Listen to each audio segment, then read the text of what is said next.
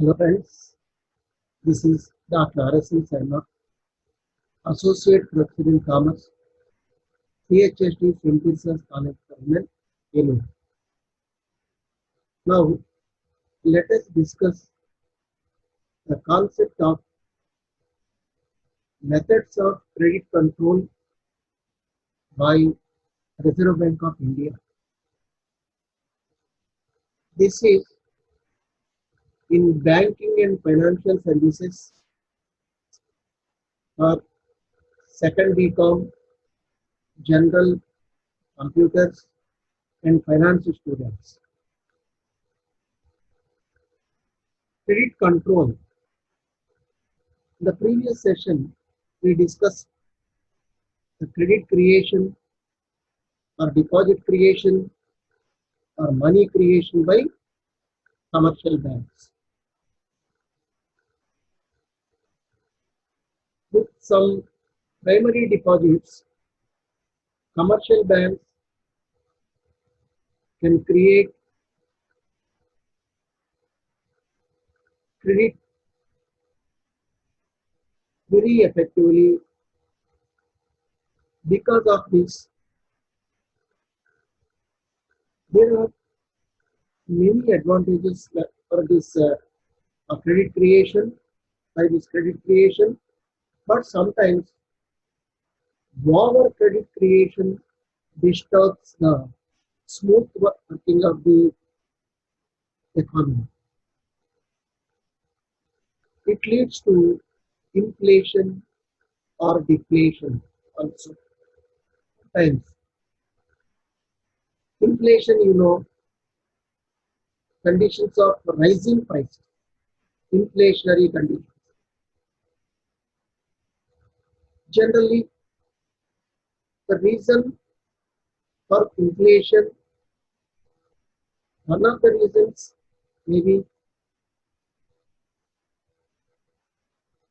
more money supply. When supply of money is increasing, it leads to inflation. So prices will rise. In case of deflation,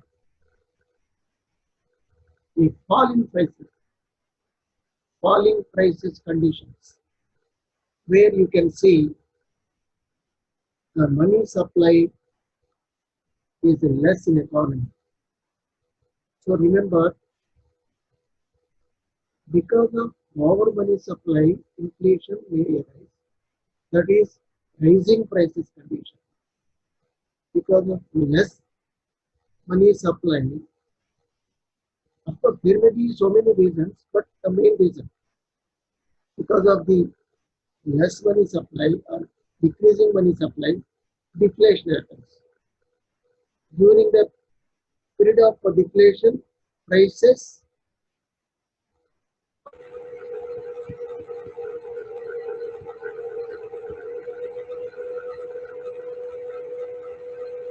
are falling down during the deflation period. So both inflation and deflation harm the economy. They must be controlled. To control these conditions, Reserve Bank of India uses some techniques. Those techniques are methods of credit control. Let us see how it happens.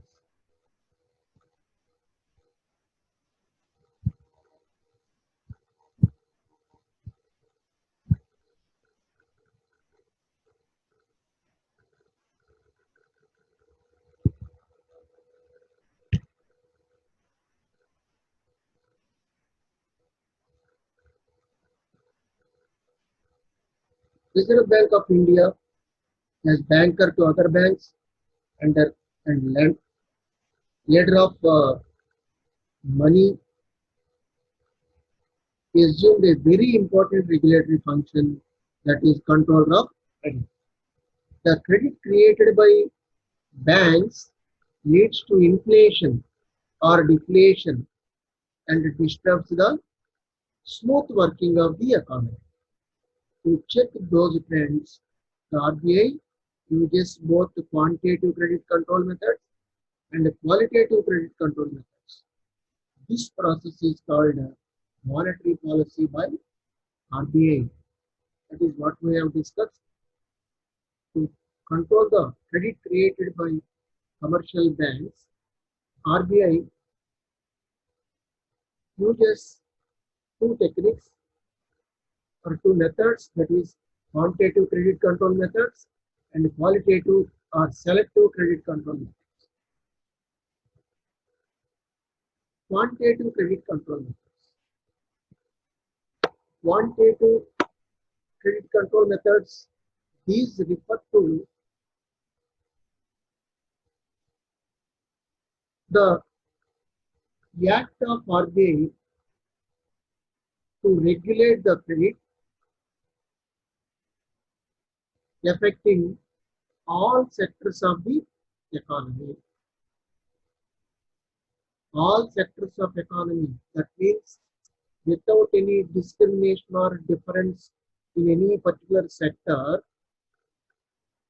all the sectors are equally affected by the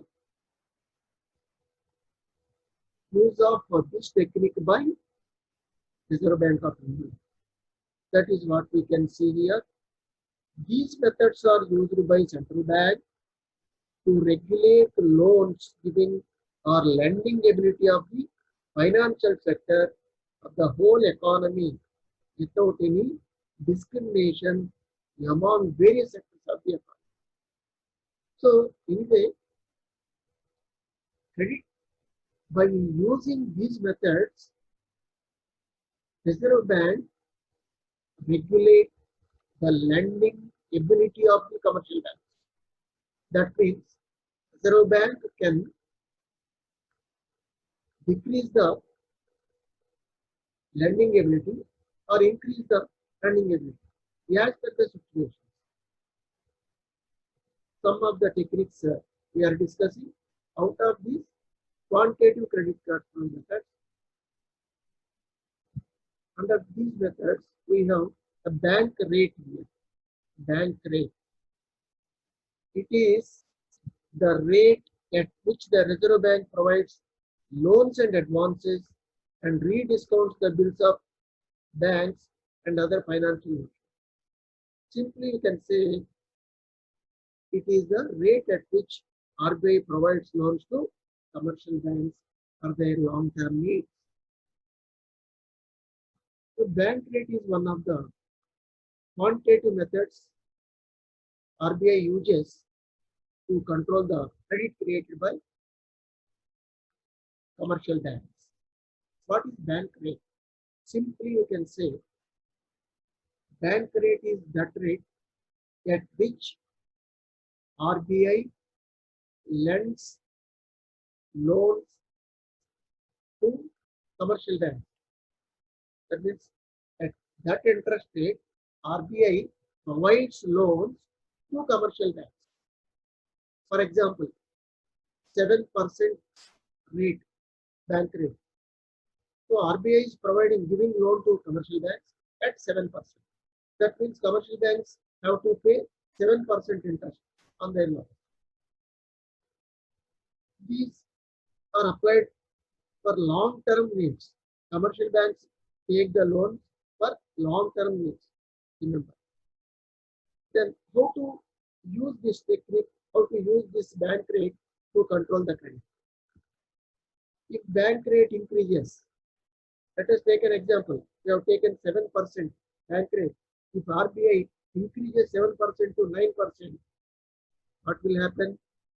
Market rate of interest also increases.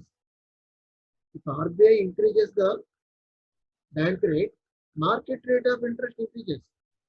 Then rate of interest on loans is increasing. What happens? Demand for loans decreases. Demand for loans decreases. Money supply decreases. If money supply decreases, inflation conditions are controlled. That is the effect. You can see the reverse situation. where if bank rate decreases, if RBI decreases the bank rate, say for example from 7%,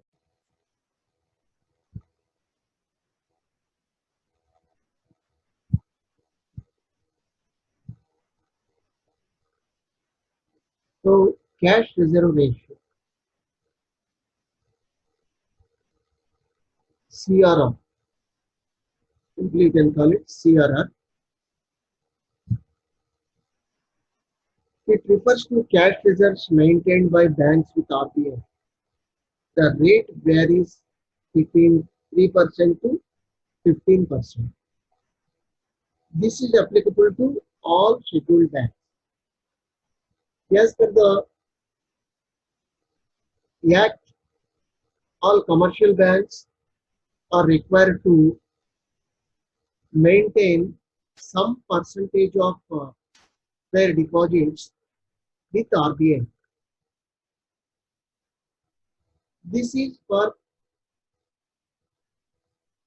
safeguarding the interests of the deposit holders and to meet some emergency needs. RBI imposes this rule on commercial banks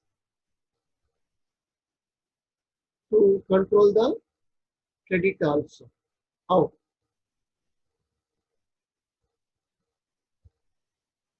Say for example, 5%, 5% cash reserve ratio is there, then it means if 1 lakh rupees deposits are with commercial banks, 5% of 1 lakh 5,000 must be deposited with RBI. Then if cash reserve ratio increases, if RBI increases cash reserve ratio from 5% to 7%, what will happen? Commercial banks have to deposit more cash with RBI. If commercial banks are depositing more cash, they can provide lesser credit only. Then money supply decreases. Inflationary conditions are unfolding. The same way you can imagine a reverse situation where if RBI reduces the cash reserve ratio from 5% to 3%. In the previous example, we discussed that out of 1 lakh rupees, 5% as CRR, commercial banks have to deposit 5,000. If RBI reduces from 5% to 3%, then commercial banks can deposit only 3,000 with RBI. Then more cash will be available with the commercial banks. Commercial banks can provide more credit, then money supply increases, deflationary conditions are controlled. Like that, inflation and deflationary conditions are controlled by the acts of RBI. Next, we can see statutory liquidity ratio. Commercial banks are required to invest some percentage of cash at their disposal in RBI specified government bonds. That certain percentage is decided by the central bank. At that rate, commercial banks have to invest. This is used as a technique by RBI to control the credit of the economy. Commercial banks, they try to invest their money in various ways. But according to the Act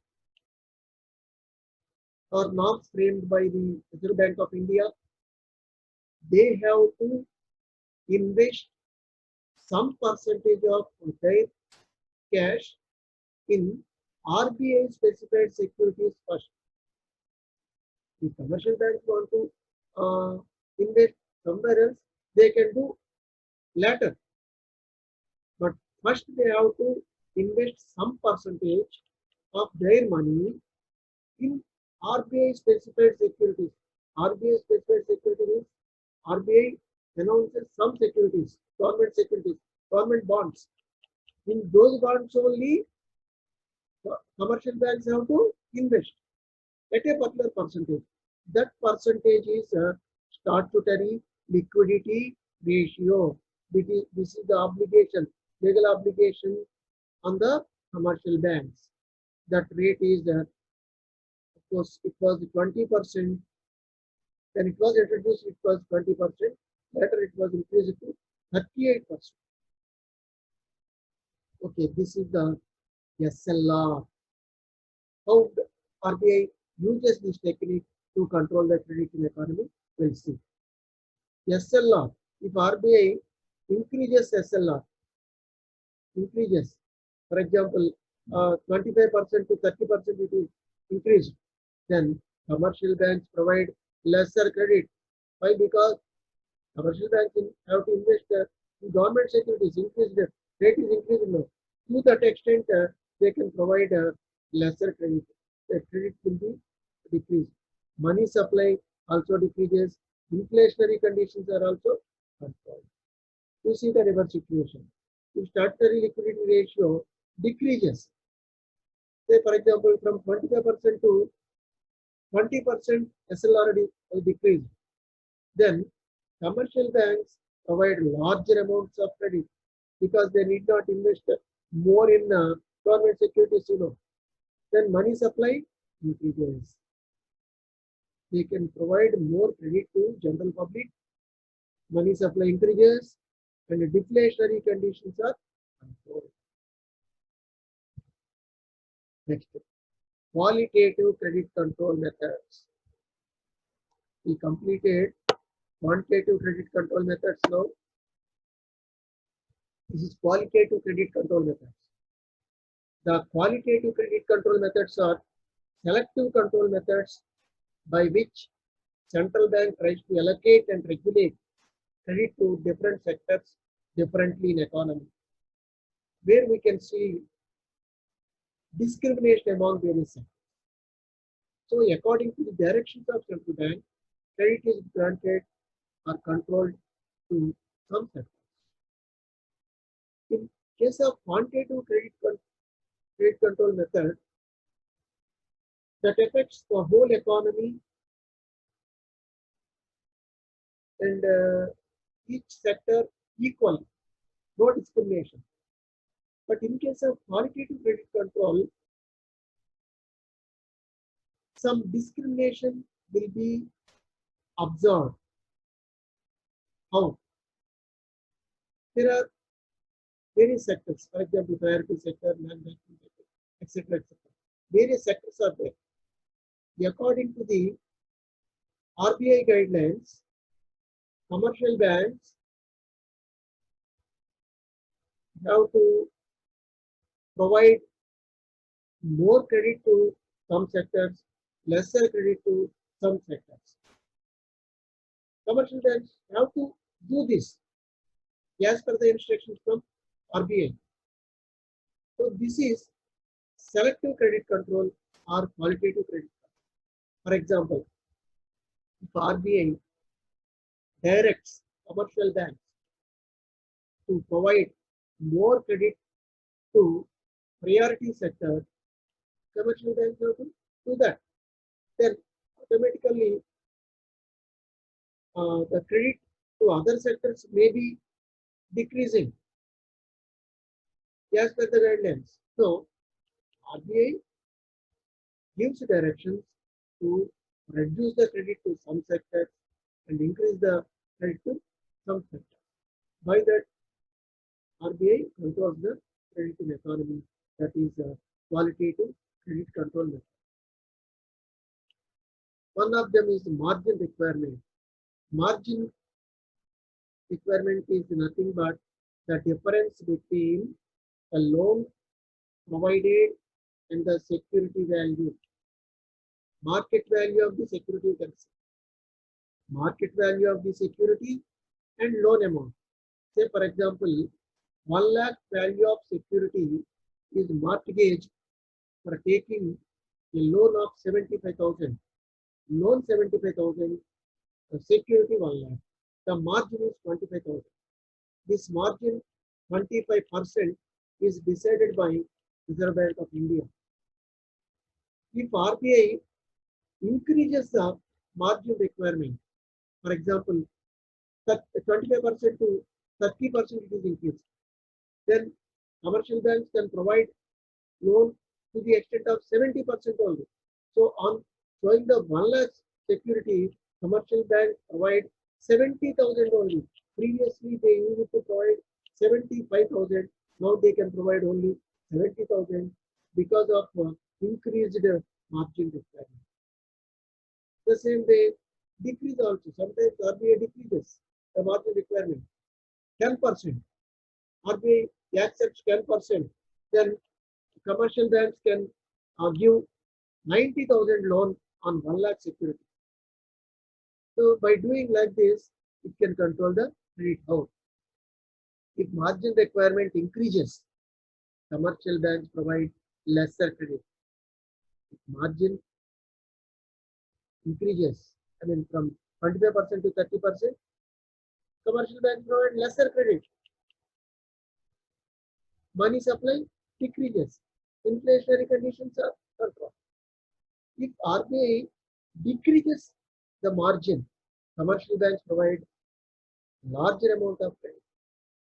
We discussed 10% example. If decreases to 10%, commercial banks can provide 90,000 loan. Then money supply increases. Deflationary conditions are controlled. Next, rationing credit. Under this method, RBI imposes control over the credit facilities to selected sectors.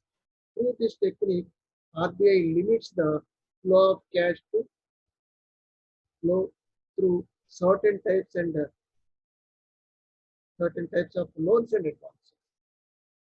Suppose RBI can instruct banks not to lend to those sectors which are reason for inflationary trends like installment purchase, etc., which can result in sudden rise in prices, and finally leads to inflation. So here RBI directs the commercial banks to reduce the credit to some sectors. Say for example, installment purchase. For purchasing assets on installments, commercial banks provide loans. If they go on granting more and more loans, it leads to inflation. Then RBI may direct commercial banks to reduce the loans on installment purchase. Like that, it can control the credit by allocation of amounts to various sectors. That is rationing. Moral Sasam. RBI frequently uses this technique of requesting banks not to lend and to exercise control over the credit deployment. RBI sends letters and notices of request, conducts meetings with banks, and also holds discussions with banks. So continuously, RBI sends information to commercial banks not to lend loans to a particular category of business or some other thing that can happen. Commercial banks have to follow the rules of Reserve Bank of India, and commercial bank, they will attend the meetings. The representatives of commercial banks will attend the meetings and discuss various matters are discussed in those meetings, and RBI provides some guidelines to follow up in future with regard to credit control and granting loans, etc., etc. So this is moral sasam. and the direct action. Sometimes RBI can take direct action on commercial banks for non-fulfillment of its instructions with regard to lending aspects.